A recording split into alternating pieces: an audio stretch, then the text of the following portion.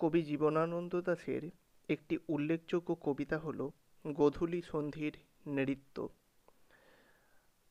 এই কবিতাটি তার সাতটি তারার তিমির কাব্যগ্রন্থের অন্তর্গত। আমরা অত্যন্ত সংক্ষেপে এই কবিতাটির মূল ভাব অনুধাবনের চেষ্টা করব।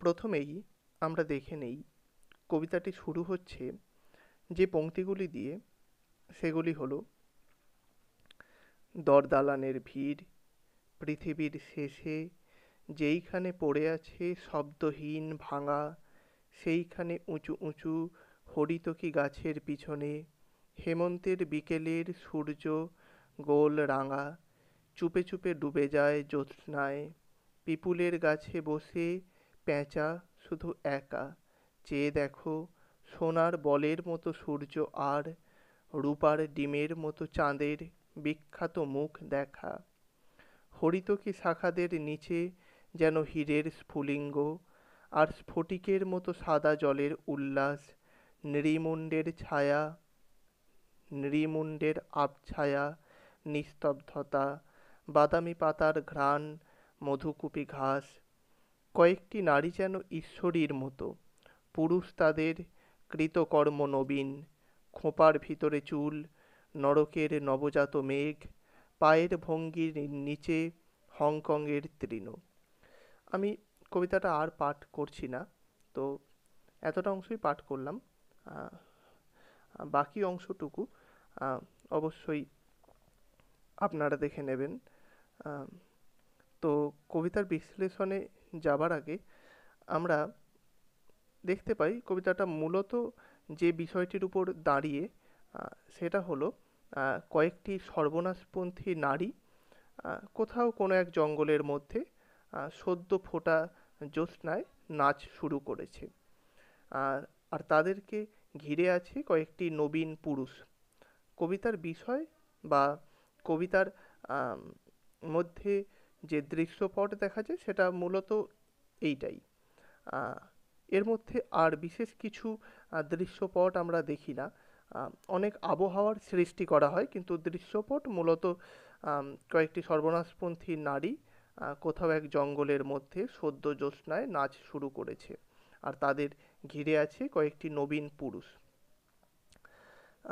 এবার এই কবিতার মধ্যে অনেক অসঙ্গতি, অনেক ছন্দের কাটাকুটি খেলা, এলোমেলো বন্ধন, একটা আপন ভোলা ধরনের একটা রূপ দেখা যায় কবিতার প্রত্যেকটি লাইনেই। তো এখানে আমরা তো একথা বলতে পারি না যে কবি জীবনানন্দ দাশ উদাসীন আলগা স্বভাবের কবি, সেটা কিছুতেই বলা যায় না। আসলে তিনি জানতেন যে মানে তার যে কবিতার এই এলোমেলো ছন্দ, এলোমেলো বন্ধন, একটা আপন ভোলা আলগা রূপ, এটাই আসলে তার একটা প্রতিষ্ঠিত ডিকশন, বা এটাই তার একটা স্বাতন্ত্র্য, এটাই তার কবিতায় এক অভিনব এবং অলৌকিক রীতি সৃষ্টি করে, এবং এটা তিনি সৃষ্টি করেছেন তার যথেষ্ট পরিশ্রম এবং চেষ্টার মধ্য দিয়ে। তিনি পরিশ্রম এবং চেষ্টা করে কবিতাকে এরকম একটা অলৌকিকতার পর্যায়ে উত্তীর্ণ করতেন। আমরা বলতে পারি কবি সুনীল গঙ্গোপাধ্যায় জীবনানন্দ দাশ সম্পর্কে এক জায়গায় বলছেন যে মালার মেয়ে কিংবা এজরা পাউন্ডের কবিতার মতো, কিংবা তার সমসাময়িক এবং আত্মীয় ধরনের কবি ফ্রান্সিস পজের রচনার মতো জীবনানন্দের কবিতার প্রতি শব্দের ব্যাখ্যা বা মানে কিছুতেই খুঁজে পাওয়া যাবে না, খোঁজা উচিতও নয়। স্বদেশী কবিতা সম্পর্কে আমাদের জ্ঞান খুবই কম, তবু মনে হয় আধুনিক পৃথিবীর কোনো ভাষাতেই একজন সমসাময়িক শ্রেষ্ঠ কবি ভুল ছন্দ লিখেছেন বারবার, এর আর দ্বিতীয় উদাহরণ নেই।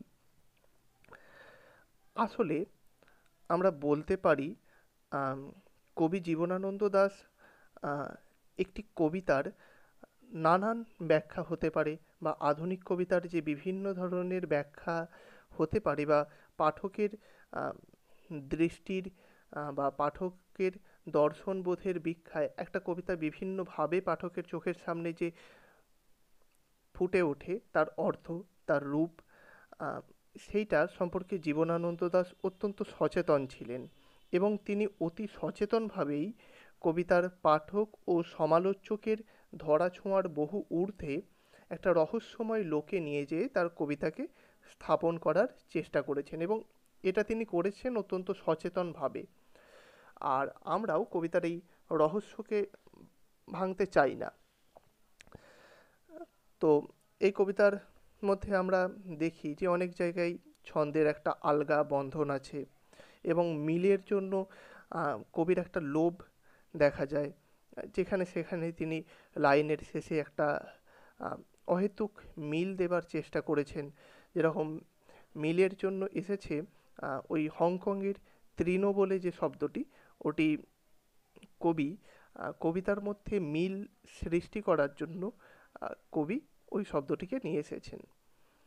আহ, তারপরে আহ, ওই শব্দটি আবার অন্ধকার ঘরের জানলা খুলে যাওয়ার জন্য লাইনটা আরও বেশি করে আমাদের চোখের সামনে যেন উদ্ভাসিত হয়ে ওঠে।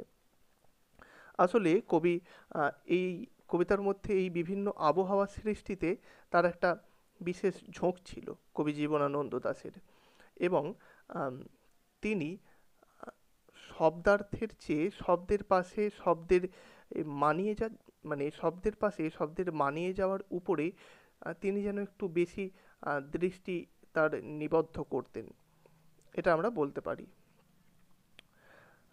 এই কবিতায় যেরকম নরকের নবজাত, বাণিজ্যের বেলোয়ারি, বিনুনিতে নরকের নির্বচন, বাতাসে বরুণে,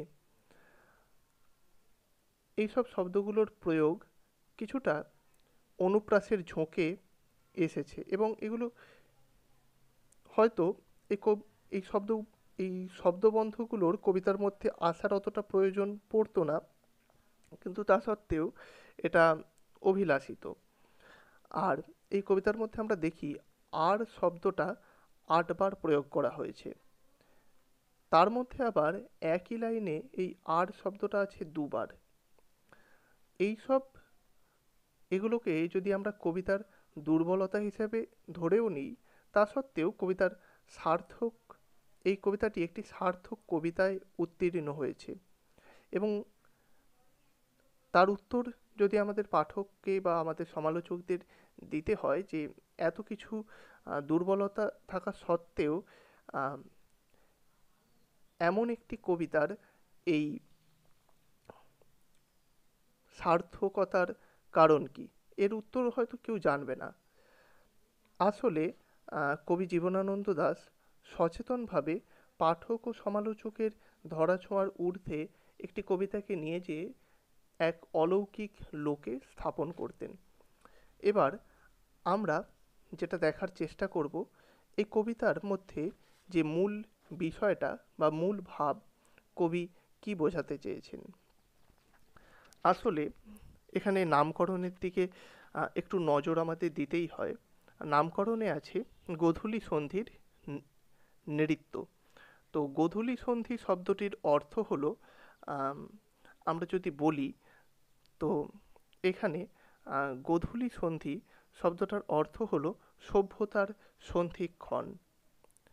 মানে যখন মহাযুদ্ধে কেঁপে উঠেছে সভ্যতা এবং যে সভ্যতায় রাত্রি আসন্ন বা একটা অন্ধকার যুগ আগত প্রায়, যে সভ্যতাকে গ্রাস করবার জন্য, সেই সভ্যতা সেই সভ্যতার যে সন্ধিক্ষণ সেটাকে বলা হচ্ছে গোধূলি সন্ধি। কিন্তু আমরা দেখি যে এইখানে কবি গোধূলি সন্ধি বা এরকম একটা অন্ধকারের মধ্য দিয়ে কবিতার নামকরণ করলেও কবির কবিতার প্রতি ঝোঁক বা কবিতার মধ্যে কবি আসলে নৃত্য নৃত্যকেই কবিতার মূল বিষয়বস্তু করেছেন। এখানে আমরা দেখি যে কবিতার নাম গোধূলি সন্ধির নৃত্য, কিন্তু আসলে নৃত্যই হলো এই কবিতার মূল বিষয়। অর্থাৎ কবিতার নামের মধ্যে আমরা এটুকু বুঝতে পারি যে আম, আসলে আহ, যতই একটা সভ্যতা অন্ধকারের মধ্যে পতিত হোক, যতই আহ, যুদ্ধের আগ্রাসন বা যত কিছুই নেমে আসুক মানব সমাজের মধ্যে, মানুষ তার মধ্যেও জীবনের মোহ, বাঁচবার আকাঙ্ক্ষা এবং একটা জীবনের প্রতি তার যে ভালোবাসা, ভালো লাগা এবং জীবনকে বাঁচবার বা জীবনকে উপভোগ করার যে মোহ, সেটাকে সে ত্যাগ করে না। অর্থাৎ নৃত্য মানে আমরা বলতে পারি উম, যে যেখানে পৃথিবী যুদ্ধের আঘাতে আস্তে আস্তে বিধ্বস্ত হয়ে যাচ্ছে, আহ, সেখানেও ভেসে যাচ্ছে একটা নাচের লহরী। অর্থাৎ মানুষের মধ্যে তখনও একটা জীবনকে উপভোগ করার তীব্র বাসনা, আকাঙ্ক্ষা। আসলে আমরা প্রত্যেকটা মানুষ বাঁচতে চাই, প্রেম চাই, প্রেম, স্নেহ, মায়া, মমতা, ভালোবাসা, এগুলোকে আমরা পেতে চাই, এগুলোর মধ্য দিয়ে আমরা জীবনকে উপভোগ করতে চাই।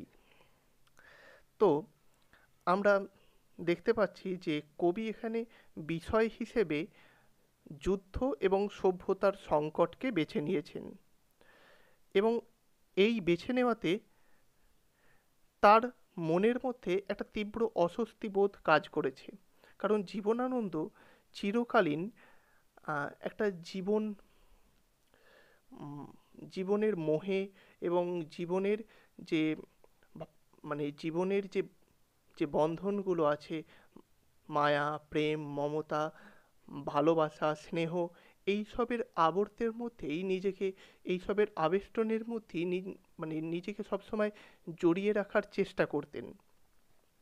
তো এখানে আমরা তাহলে একথা বলতে পারি যে, এবং আমরা একটু লক্ষ্য করলে দেখতেও পাই যে এখানে কবি গোধূলি শব্দটির উল্লেখ করেছেন শুধুমাত্র কবিতার খুবই সামান্য অংশে, কিন্তু তারপরেই কবি পর মুহূর্তেই চলে গেছেন জ্যোৎস্না লোকে, জ্যোৎস্না এবং সদ্য ফোটা জ্যোৎস্নার আলোকে। আসলে জ্যোৎস্নার মধ্যে নাচ তার প্রিয় বিষয়। অর্থাৎ জ্যোৎস্নার মধ্যে নাচ অর্থে জীবনের রূপ, রস, গন্ধ, জীবনের ভালোবাসা, ভালো লাগা এবং জীবনকে পরিপূর্ণভাবে উপভোগ করা, এটা কবির পছন্দের। কবিতাই গোধূলি সন্ধির মধ্যে খুব অল্প সময় থেকেই পর মুহূর্তে পুরো কবিতাতেই আমরা দেখতে পাই একটা জ্যোৎস্না লোকের মধ্যে একটা রূপ, মায়া, মোহ, একটা অদ্ভুত পরিবেশ, একটা অদ্ভুত সুন্দর মোহময় একটা জীবনের মধ্যে কবি প্রবেশ করছেন, বা কবি সেই আবহাওয়াটা সৃষ্টি করছেন। এখানে আমরা দেখতে পাচ্ছি গোধূলি সন্ধি পড়ে আছে অনেক পিছনে। অর্থাৎ যুদ্ধের পর পৃথিবী সম্পূর্ণ অন্ধকারে ডুবে যায় না। মানুষ যুদ্ধের মানে যুদ্ধ বা মানুষ বিধ্বস্ত হওয়ার পর, মানুষ ধ্বংস হওয়ার পরেও মানুষ প্রেম খুঁজে নেয়, মানুষ সেখান থেকেও বাঁচার রসদ, সেখান থেকেও একটা ভালোবাসা, ভালো থাকা, এর চেতনা মানুষ খুঁজে নেয়, মানুষকে খুঁজে নিতে হয়। আচ্ছা, এখানে ভালেরির কবিতার সঙ্গে আমরা জীবনানন্দের কবিতার একটা তুলনা বা একটা মিল দেখতে পাই। ভালেরি তার কবিতায় ঘুমন্ত নারীদের বর্ণনা বহুবার দিয়েছেন, আর জীবনানন্দ তার কবিতায় এই মেয়েদের নাচের উৎসবের কথা বারবার বলছেন। আম,